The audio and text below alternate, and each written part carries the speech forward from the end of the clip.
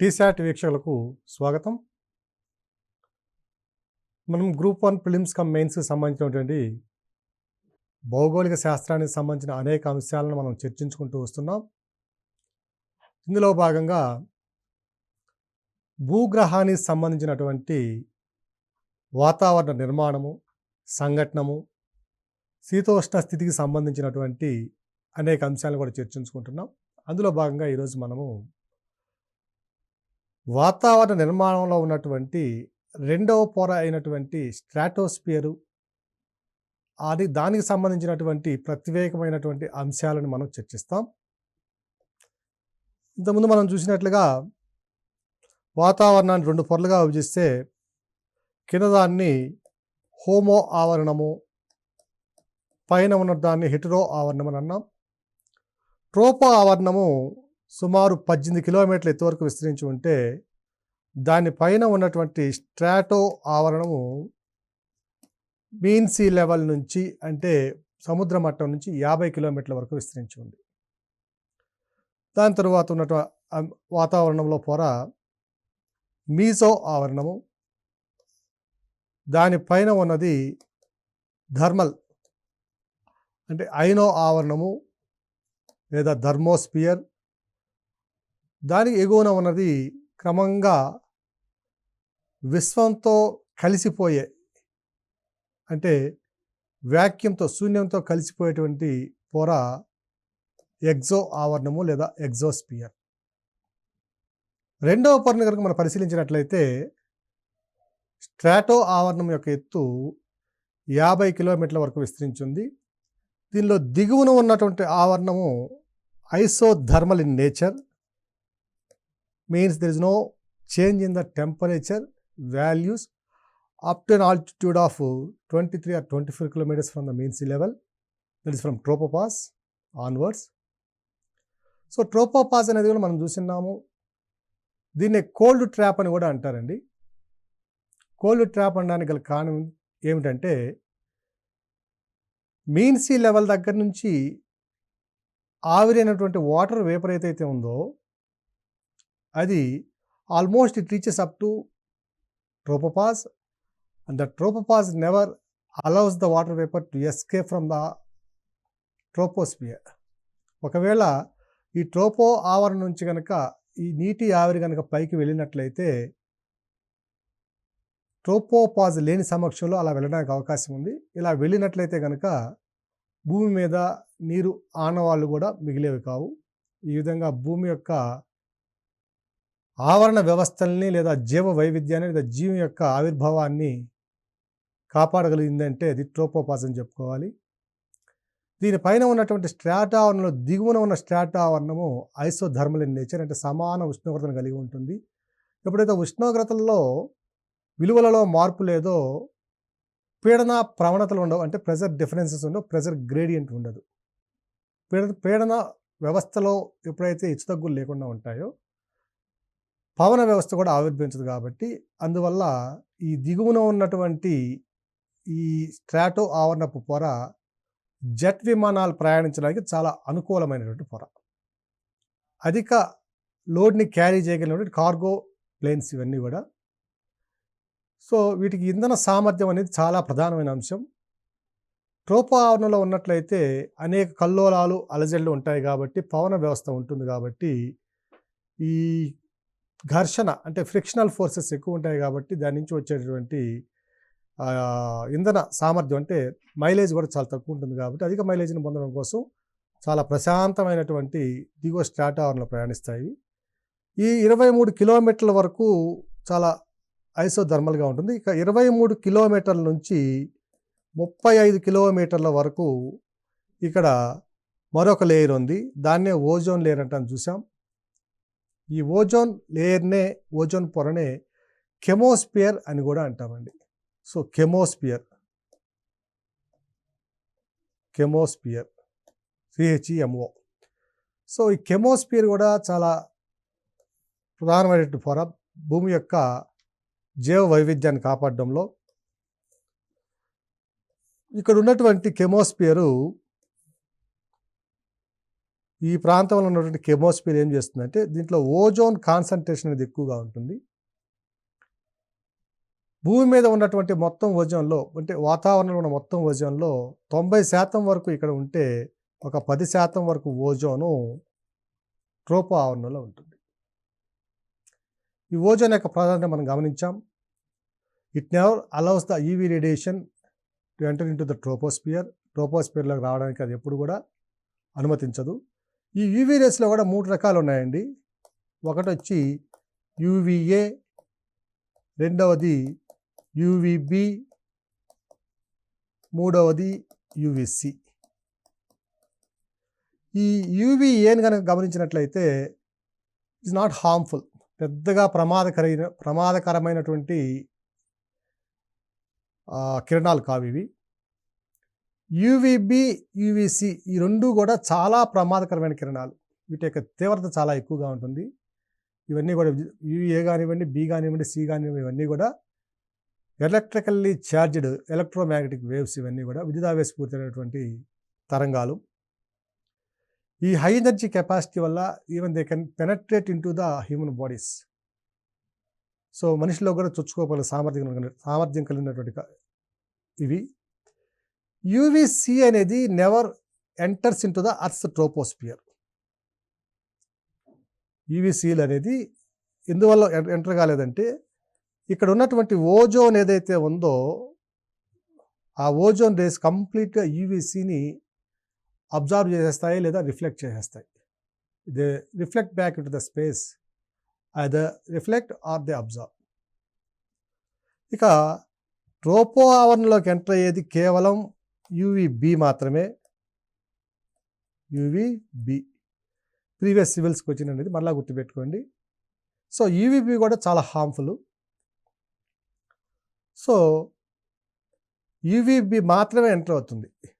ఇక ozone layer యొక్క మనం పరిస్థితిని పరిశీలించినట్లయితే out of 100% only 94 to 95% rays will be reflected back to the space and only 4 to 5% rays will be allowed into the troposphere, which are essential for the growth of life.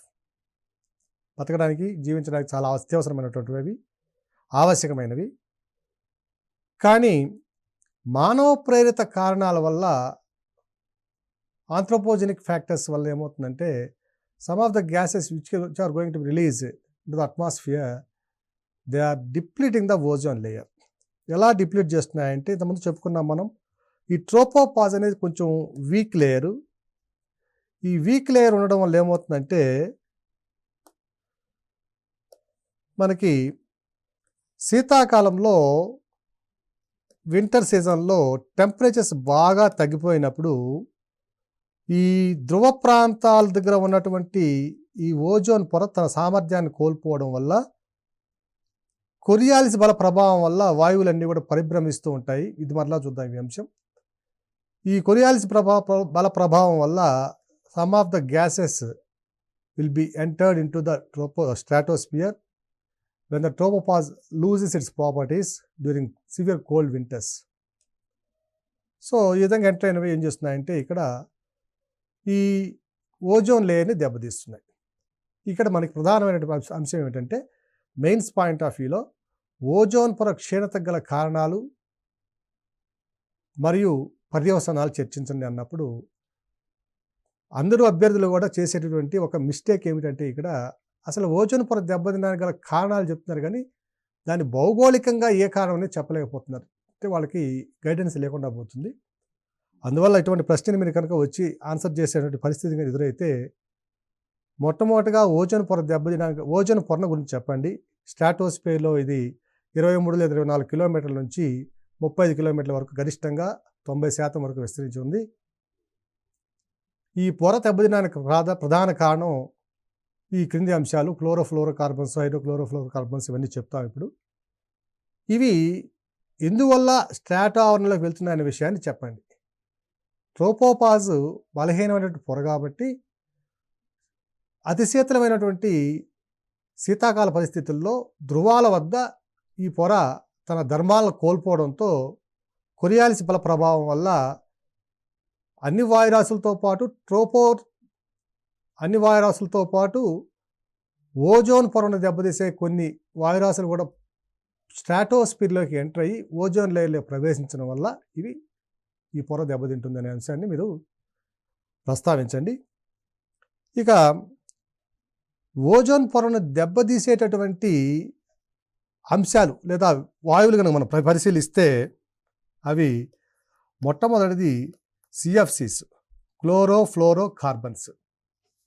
ఈ chlorofluoro carbons అనేవి మొత్తం ozone పొర క్షీణతలో 80% వరకు కారణమవుతున్నాయి.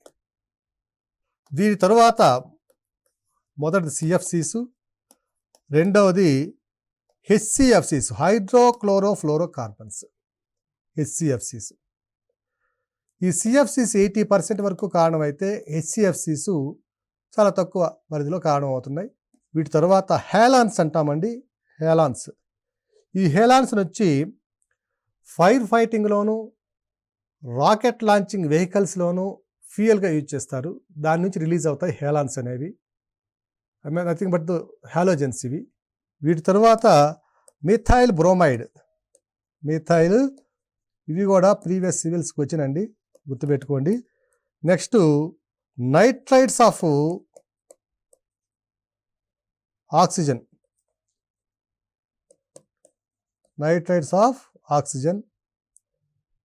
దీని తరువాత అంశం పరిశీలించినట్లయితే agricultural inputs like fertilisers, agricultural inputs. తర్వాత మిథైల్ క్లోరోఫామ్, ఇవన్నీ కూడా ఓజోన్ పొరను దెబ్బతీసేటటువంటి రసాయన పదార్థాలు. ఇక వోలటైల్ ఆర్గానిక్ కాంపౌండ్స్ కూడా కొంతవరకు పాత్ర పోషిస్తాయి. వోలటైల్ ఆర్గానిక్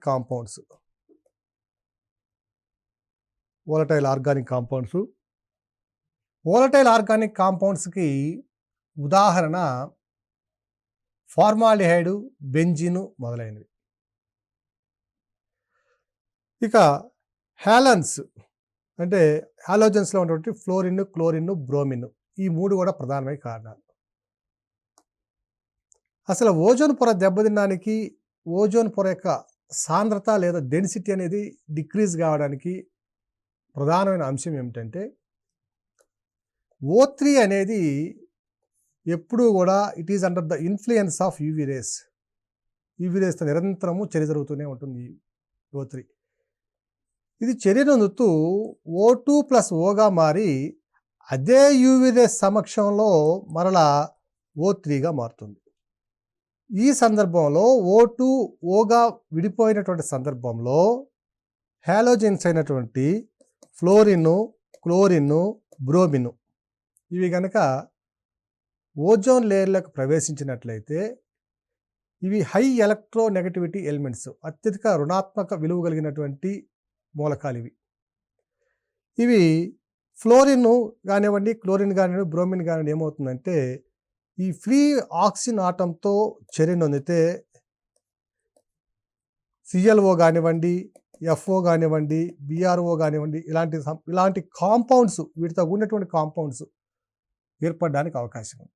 ఎప్పుడైతే ఫ్రీ అయినటువంటి ఆక్సిజన్ యాటమ్ ఏదైతే ఉందో దాన్ని ఇవి బంధించడం వల్ల ఇప్పుడు O2 కాన్సన్ట్రేషన్ పెరిగి O3 కాన్సన్ట్రేషన్ తగ్గుతుంది. O2 కూడా కొంతవరకు యూవీ రేస్ని అడ్డుకోగలిగే సామర్థ్యం ఉంది. O3 ఏమో 95% వరకు యూవీ రేస్ని, యూవీ కిరణాలని అడ్డుకుంటే O2 అంటే ఆక్సిజన్ అనేది కేవలం 10 నుంచి 11-12% కిరణాలను మాత్రమే అడ్డుకోగలుగుతుంది. అంటే 90% కిరణాలని యూవీ రేస్ని అది ట్రోపోస్ఫియర్లో పంపడానికి అవకాశం ఇస్తుంది. అందువల్ల O3 చేసినంత ఎఫెక్టివ్గా యూవీ కిరణాలను అడ్డుకునే ఏ మూలకం కూడా లేదు మనకి. సో ఇప్పుడు O3 కాస్త దాని యొక్క కాన్సన్ట్రేషన్ తగ్గి O2 కాన్సన్ట్రేషన్ క్రమంగా పెరగడం వల్ల ఈ ప్రక్రియ కూడా ధ్రువ ప్రాంతాల్లో జరుగుతుండడం వల్ల ధ్రువ ప్రాంతాల్లో ఆర్కిటిక్ ప్రాంతం కానివ్వండి, అంటార్కిటిక్ ప్రాంతం కానివ్వండి, వీటిలో ఓజోన్ పొర క్షీణత అనేది ఎప్పుడో ప్రారంభమైంది. ఓకే. క్రమంగా ఓజోన్ పొర అంతరించిపోయింది ఆ ప్రాంతంలో. ఫలితంగా ధ్రువ ప్రాంతాల్లో ఉన్నటువంటి మంచు లేయర్ ఏదైతే అంటే క్రియోస్పియర్ అంటాం దాన్ని. క్రియోస్పియర్ అంటే మంచు రూపంలో ఉన్న నీరంతా కలిపి క్రియోస్పియర్ అంటాం. ఐస్ బర్గ్స్ కావచ్చు, ఐస్ క్యాప్స్, ఫ్రోజన్ ఐస్, ఓకేనా, ఇలాంటివన్నీ కూడా కలిపితే క్రియోస్పియర్ అంటాం. ఈ క్రయోస్పియర్ యొక్క మందం క్రమేపీ క్షీణిస్తూ ఈ మంచు కాస్త నీరుగా మారి వాటర్గా మారి ఏమవుతుందంటే సముద్ర జలాల యొక్క మట్టం క్రమంగా పెరుగుతుంది. ఇది సముద్రం అయితే ఈ సముద్ర జలాల యొక్క మట్టం క్రమంగా పెరుగుతుండడం వల్ల సమీపంలోని తీర ప్రాంతాలు కాస్త ముంపునకు గురవుతున్నాయి. ధ్రువ ఉపధ్రువ ప్రాంతాలలో ఉన్నటువంటి ఆవరణ వ్యవస్థలకి అలవాటు పడినటువంటి జీవ వైవిధ్యం ఏదైతే ఉందో, హ్యాబిటేట్ వైల్డ్ లైఫ్, బయోడైవర్సిటీ ఏదైతే ఉందో, because of melting of this ice cover they are losing their habitats. అవి తమ జీవావాసాలని కోల్పోతున్నాయి. ఉష్ణోగ్రతల్లో పెరుగుదల సంభవించడం వల్ల అవి తమ యొక్క ఆహారపు వనరులను కూడా కోల్పోతున్నాయి. వీటితో పాటుగా పెరుగుతున్న ఉష్ణోగ్రతలకి అవి హ్యాబిచుయేట్ కాలేకపోతున్నాయి. ఫలితంగా జీవ వైవిధ్యం అనేది ఈ ప్రాంతాల్లో క్రమంగా క్షీణించడం. ఈ క్రయోస్పియర్ కింద ఏవైతే ఉన్నాయో, క్రయోస్పియర్ అయితే దీని కింద ఉన్నటువంటి కార్బన్ కాంపౌండ్స్ ఏవైతే ఉన్నాయో మరలా వీటి ద్వారా CO2 కానివ్వండి, మీథేన్ కానివ్వండి లాంటి తదితర గ్రీన్ హౌస్ గ్యాసెస్ కూడా రిలీజ్ కావడానికి ఆస్కారం ఇస్తుంది. అందువల్ల గ్రీన్ హౌస్ ప్రభావం కూడా పెరుగుతూ ఉంది. అలాగే ఈ ఓజోన్ లేయరు లేకపోవడం వల్ల ట్రోపో ఆవరణలో ప్రవేశించే యూవీ కిరణాల వల్ల ఏమవుతుందంటే చాలా పవర్ఫుల్ ఎలక్ట్రోమాగ్నెటిక్ వేవ్స్ కాబట్టి ఇవి they are directly penetrating to the human body and they are causing severe skin cancers వస్తున్నాయి. వాటిలో ప్రధానమైంది మ్యాలిగ్నెంట్ మెలనోమా,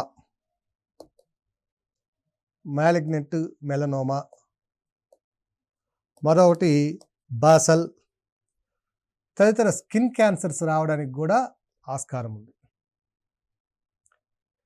వీటితో పాటుగా మరొక ప్రభావం ఏమిటంటే ఇవి డిఎన్ఏలోకి కూడా చొచ్చుకుపోగలిగే సామర్థ్యం కలిగినవి.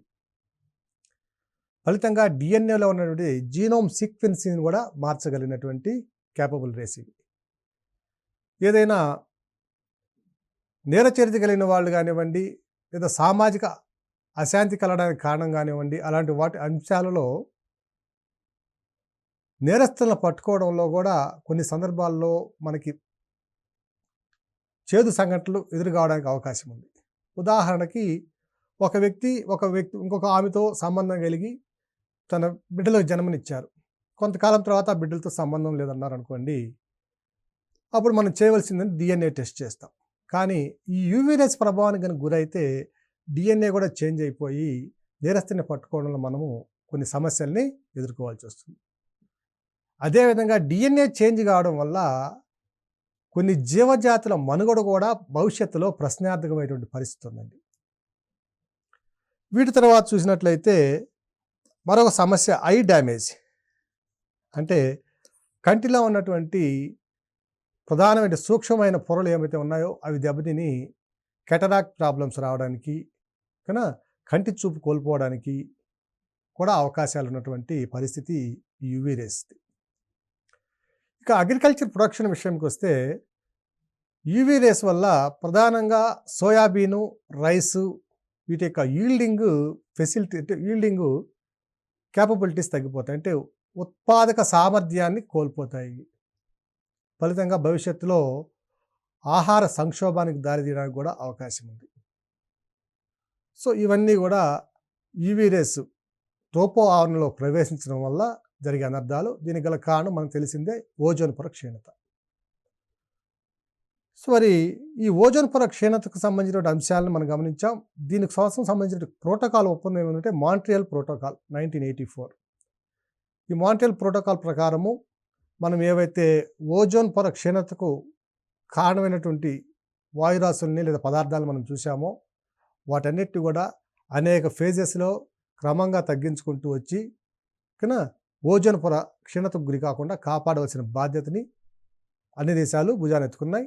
ఫలితంగా 2015 నుంచి జరిగినటువంటి పరిశోధనలో, ప్రతి సంవత్సరం జరుగుతున్న పరిశోధనలే 2015 నుంచి సేకరించిన సమాచారం ప్రకారము ఓజోన్ పొర క్షీణత క్రమంగా తగ్గిపోయి మరలా అది రీక్యూప్ అవుతూ అంటే పునరుద్ధరించబడుతున్నటువంటి పరిస్థితి కూడా మనం గమనించవచ్చు.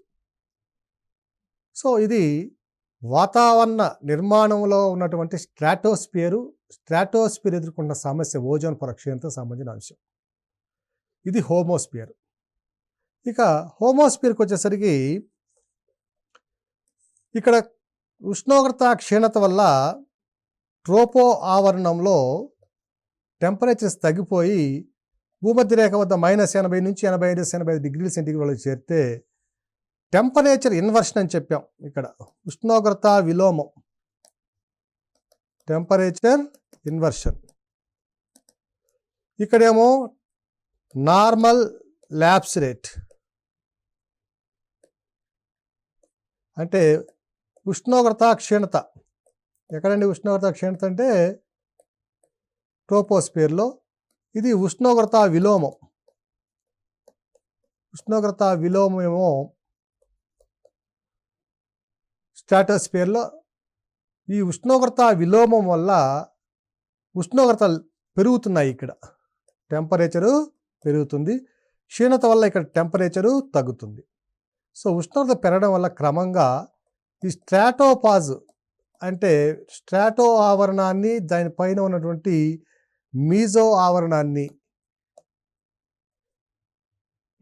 ఇది మీజోపాజ్, ఇది మీజో ఆవరణము. దీన్ని విడదీసేటువంటి పొర స్ట్రాటోపాజ్ ఏదైతే ఉందో ఈడకు వచ్చేసరికి ఉష్ణోగ్రత క్రమంగా పెరిగి 0 డిగ్రీల సెంటీగ్రేడ్లకి చేరుతున్నాయి. ఓకే, సో మనం ఇక్కడ ఇంకొక అంశాన్ని కూడా గమనించవచ్చు. వాతావరణంలో 0 డిగ్రీల ఉష్ణోగ్రత ఏ పరిస్థితుల్లో మనం గమనించవచ్చు అంటే భూమి యొక్క లామినార్ లేయర్, అంటే జస్ట్ భూమి యొక్క పై పొర అనుకోండి. లామినార్ లేయర్ అంటే ఒక 5 మిల్లీమీటర్ల వరకు ఉండేటటువంటి భూమి యొక్క పై పొర నుంచి ఒక 5 మిల్లీమీటర్ల వరకు ఉండే పొరని లామినార్ లేయర్ అంటాం. ఆ లామినార్ లేయర్ దగ్గర ఫ్రోజన్ కండిషన్లో ఉన్నటువంటి సబ్ పోలార్, పోలార్ రీజియన్స్లో, ధ్రువ ఉపధ్రువ ప్రాంతాల్లో 0 డిగ్రీల ఉష్ణోగ్రత గమనించవచ్చు. అలాగే ట్రోపో ఆవరణలో పైకి వెళ్ళే కొలది టెంపరేచర్ క్రమంగా పడిపోతుందండి. ఫర్ ఎగ్జాంపుల్ ఒక 7-8 కిలోమీటర్లకు వెళ్ళేసరికి టెంపరేచర్ క్రమంగా పడిపోయి 0 డిగ్రీల సెంటీగ్రేడ్ చేరుతుంది. ఇక్కడ అది అక్షాంశాలను బట్టి మారుతూ ఉంటుంది. సో ట్రోపో ఆవరణంలో దగ్గర చూడొచ్చు. అలాగే స్ట్రాటోపాజ్ దగ్గర కూడా 0 డిగ్రీల ఉష్ణోగ్రతని గమనించవచ్చు. అంటే ఇక్కడ ఉష్ణోగ్రతలు 0 నుంచి 0కి మారుతూ ఉన్నాయంటే ఒకే రకమైన పరిస్థితులు ఉన్నాయి ఇక్కడ. అందువల్ల దీన్ని హోమోస్పియర్ అన్నాం. ఇక్కడ హెట్రోస్పియర్, ఇక్కడ టెంపరేచర్స్ ఫాల్ కావడం అనేది ఉండదు, ఇంకా క్రమంగా టెంపరేచర్ పెరుగుతూనే ఉంటాయి. సో హెట్రోస్పియర్ని కనుక గమనించినట్లయితే మొదట్లో ఉన్నటువంటి లేయరు మీజోఆవరణాన్ని కనుక పరిశీలించినట్లయితే ఇది 50 నుంచి 80 కిలోమీటర్ల మధ్య విస్తరించినటువంటి ప్రాంతము. The existence of the mesosphere came to be known from the meteors, study of meteors. భూమి మీదకి ఉల్కపాతాలు సంభవిస్తుంటాయి. ఈ ఉల్కాపాతాలు సంభవించినప్పుడు అవి మీజో ఆవరణంలో రాగానే బర్న్ అవుతాయి. ఇలా బర్న్ కావడానికి కారణం ఏంది అని పరిశీలించినప్పుడు ఈ పొర మనకి తెలియడం జరిగింది.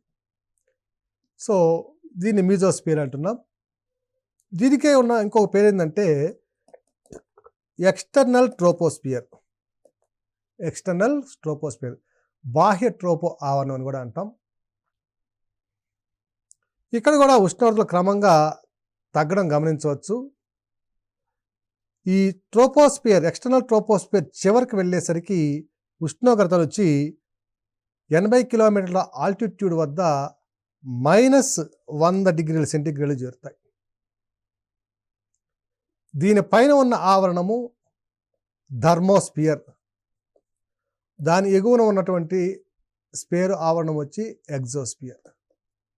ఈ థర్మోస్పియర్లో థర్మల్ కండిషన్స్ బాగా యాక్టివ్గా ఉంటాయి. ఉష్ణోగ్రతలు క్రమంగా పెరుగుతూ పోతాయి.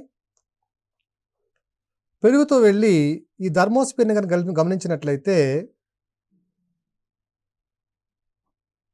250 కిలోమీటర్ల వరకు విస్తరించి ఉంటుంది ఇది మీన్ సీ లెవెల్ నుంచి. దీనికే గల మరొక పేరు ఏమిటంటే అయనోస్పియర్. దీంట్లో సూర్యుడి నుంచి వచ్చే కిరణాల ప్రభావం వల్ల నైట్రోజను, ఆక్సిజను తదితర వాయురాశులు యూవీ కిరణాల ప్రభావానికి లేదా మరొక రకమైన వేరే కిరణాల ప్రభావం వల్ల ఇవి ఎలక్ట్రాన్స్ని రిలీజ్ చేస్తాయి కాబట్టి అక్కడ అయాన్స్ ఉంటాయి కాబట్టి అందువల్ల వీటిని అయనోస్పియర్ అంటున్నాం. ఈ అయనోస్పియర్లో చాలా పెక్యులర్ అంశాలు ఉన్నాయి. వీటిని మరలా చూద్దాం. దీనిపైన ఉన్న ఆవరణం ఎగ్జోస్పియర్. ఇది సుమారుగా 400 కిలోమీటర్ల నుంచి విస్తరించి 1000 కిలోమీటర్ల వరకు విస్తరించి ఉంటుంది మీన్ సీ లెవెల్ నుంచి. థర్మోస్పియరు దీని యొక్క ప్రభావం 250 కిలోమీటర్ల పరిధిలో బాగా చూడవచ్చు. దీని యొక్క పరిధి 400 కిలోమీటర్ల వరకు కూడా విస్తరించి ఉంటుంది. 400 నుంచి 1000 కిలోమీటర్లకు ఉన్న ఆవరణం ఏమిటంటే ఎగ్జోస్పియర్. ఈ థర్మోస్పియర్లో ఉన్నటువంటి అంశాల మీద సివిల్స్లో కానివ్వండి, గ్రూప్ 1లో కానివ్వండి, గ్రూప్ 2లో కానివ్వండి చాలాసార్లు అనేక సందర్భాల్లో ప్రశ్నలు ఇవ్వడం జరిగింది. దీని మీద అభ్యర్థులందరూ కూడా తప్పనిసరిగా కొంత పూర్తి స్థాయిలో అవగాహన ఉండడం అనేది ఆవశ్యకం. ఈ థర్మోస్పియర్ని కూడా మరలా 4 రకాలుగా వర్గీకరించడం జరిగింది. D layer, E layer, F layer, G layer. ఈ థర్మో ఆవరణము అనేది మన శాటిలైట్ వ్యవస్థకు సంబంధించినటువంటి రేడియో కిరణాలని, రేడియో వేవ్స్ని ట్రాన్స్మిట్ చేయడంలో కీలక పాత్ర పోషిస్తుంది. ఈ డి లేయర్ని కనుక మనం పరిశీలించినట్లయితే దిగువన ఉన్న పొర అయనోస్పియర్ అనుకుంటే ఇది మొత్తము ఇక్కడ నుంచి అయనోస్పియర్ అనుకుంటే ఈ దిగువన ఉన్న పొర డి లేయరు, దాని ఎగువన ఉన్న పొర ఈ లేయరు, దానికి ఎగువన మరలా స్పొరాడిక్ ఈ లేయరు, స్పొరాడిక్ ఈ లేయరు, దానికి ఎగువన ఉన్న పొర E2 లేయర్, దాని తరువాత ఎఫ్ లేయర్. ఎఫ్ లేయర్ కూడా మరలా 2 పొరలు ఉన్నాయి దీంట్లో, F1, F2, దాని తర్వాత జీ లేయర్. సో ఇదంతా కలిపి ఏమవుతుందంటే థర్మోస్పియర్ అవుతుంది. ఈ డి లేయర్ అనేది కూడా అస్థిరమైనటువంటి పొర. ఈ D layer high frequency radio వేవ్స్ని అబ్జర్వ్ చేసుకొని లో ఫ్రీక్వెన్సీ రేడియో వేవ్స్ని ట్రాన్స్మిట్ చేస్తుంది. ఫలితంగా షార్ట్ డిస్టెన్సెస్లో రేడియో వేవ్స్ని, సెల్ ఫోన్ సిగ్నల్స్ కానివ్వచ్చు, ఇంకేదైనా సిగ్నల్స్ కానివ్వచ్చు, ఈ షార్ట్ డిస్టెన్స్లో ఉన్నటువంటి వేవ్ డిస్ట్రిబ్యూట్ కావాలి అంటే డి లేయర్ గుండా మనం పంపించాలి. తర్వాత ఈ లేయర్ కూడా అన్స్టేబుల్ లేయరే, అస్థిరమైన పొరే. ఇది కూడా రాత్రి సందర్భాల్లో తన ఉనికిని కోల్పోతుంది. ఈ లేయరు మీడియము లాంగ్ వేవ్స్ని ట్రాన్స్మిట్ చేస్తుంది. ఇది సూర్యుడి నుంచి వచ్చే ఎక్స్రేస్ని అబ్జర్వ్ చేసేస్తుంది, గ్రహించేస్తుంది. ఎక్స్రేస్ని మనం ట్రోపోహార్న్లో ప్రవేశించకుండా అబ్జర్వ్ చేస్తుంది ఈ లేయర్. ఇక స్పొరాడిక్ ఈ లేయర్ అనేది కొన్ని ప్రత్యేకమైనటువంటి పరిస్థితుల్లో అరోరాస్ అనేవి సంభవిస్తాయి. అది ఇంకో సెషన్లో చూస్తాం. ఈ అరోరాస్ సంభవించేటువంటి పరిస్థితుల్లో స్పొరాడిక్ ఈ లేయర్ అనేది ఏర్పడుతుంది. తర్వాత E2 లేయర్ కూడా కొన్ని ప్రత్యేకమైన పరిస్థితుల్లో ఏర్పడుతుంది. ఇక దీనిపైన ఉన్నటువంటి F1, F2 లేయర్స్ షార్ట్ ఫ్రీక్వెన్సీస్ని, రేడియో వేవ్స్ని అబ్జర్వ్ చేసుకుని లాంగ్ ఫ్రీక్వెన్సీ రేడియో వేవ్స్ని, అంటే హై ఫ్రీక్వెన్సీ రేడియో వేవ్స్ని ట్రాన్స్మిట్ చేస్తాయి. ఫలితంగా లాంగర్ డిస్టెన్సెస్కి మనం సిగ్నల్స్ని ట్రాన్స్మిట్ చేయాలంటే, రేడియో సిగ్నల్స్ ట్రాన్స్మిట్ చేయాలంటే ఎఫ్ లేయర్ని యూజ్ చేస్తాం. ఇక దాని తర్వాత లేయర్ జీ లేయర్. ఇది రేడియో సిగ్నల్స్ని, అంటే సెల్ ఫోన్ సిగ్నల్స్ని, వాటిని ప్రసారం చేయడానికి ఉపయోగపడినటువంటి లేయరు. ఇది కారణం ఏమిటంటే దీంట్లో ఫ్రీ ఎలక్ట్రాన్స్ ఉండడం వల్ల ఇది పనికిరాదు రేడియో సిగ్నల్స్ ట్రాన్స్మిషన్ కోసం. తర్వాత దీనిపైన ఉన్న లేయరు ఎగ్జోస్పియర్. ఇది ఎగ్జోస్పియర్ అనేది క్రమంగా స్పేస్తో కలిసిపోతుంది. ఇక్కడ టెంపరేచర్స్ 5658 డిగ్రీల సెంటీగ్రేడ్ గమనించడం జరిగింది. ఇక థర్మోస్ఫియర్‌లో టెంపరేచర్స్ 1000 డిగ్రీస్ వరకు గమనించడం జరిగింది. ఇంత హై టెంపరేచర్స్ ఉన్నప్పటికీ మానవుడికి ఎటువంటి హార్మ్‌ఫుల్‌నెస్ అంటే ప్రమాదాన్ని కలగకుండా చేస్తుంది. దీనికి గల కారణం ఏమిటంటే వాతావరణంలో ఉన్న వాయురాశులు పైకి వెళ్ళేది కొద్ది క్రమంగా తగ్గిపోవడం వల్ల అట్మాస్ఫిరిక్ మాసెస్ యొక్క డెన్సిటీ తగ్గిపోవడం వల్ల ఏమవుతుందంటే హీట్‌ని అబ్జార్బ్ చేసుకొని తమలో ఉంచుకోలేకపోవడం వల్ల టెంపరేచర్స్ ఎక్కువగా ఉన్నప్పటికీ వాటి యొక్క బర్నింగ్ ఇంపాక్ట్ అనేది తక్కువగా ఉంటుంది. ఇవన్నీ కూడా వాతావరణ సంఘటనకి సంబంధించిన అంశాలు. సో అభ్యర్థులందరూ కూడా ఈ అంశాలను పూర్తి స్థాయిలో అధ్యయనం చేసి ఈ ఓజోన్ పొర క్షీణతకు గల కారణాలు, క్షీణతకి మూల కారణమైనటువంటి వాయురాశులు, అసలు క్షీణత జరగడానికి గల రసాయన చర్య, వీటన్నిటి మీద కూడా ప్రత్యేకమైన దృష్టి సారించాలి. వాతావరణ సంఘటనకి సంబంధించినటువంటి అంశాలను మనం ఈ సెషన్లో గమనించాం.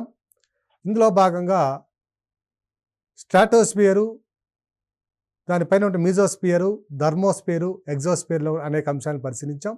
వీటితో పాటుగా గ్రూప్ 1 మెయిన్స్కి సంబంధించినటువంటి ఆబ్జెక్టివ్ క్వశ్చన్స్లో ఓజోన్ పొర, దానికి సంబంధించిన అనేక అంశాలు మనం అధ్యయనం చేయడం జరిగింది. మెయిన్స్ పాయింట్ ఆఫ్ వ్యూలో ఈ ప్రశ్నను అనేక సందర్భాల్లో సివిల్స్ ఎగ్జామ్స్లో కూడా ఇవ్వడం జరిగింది.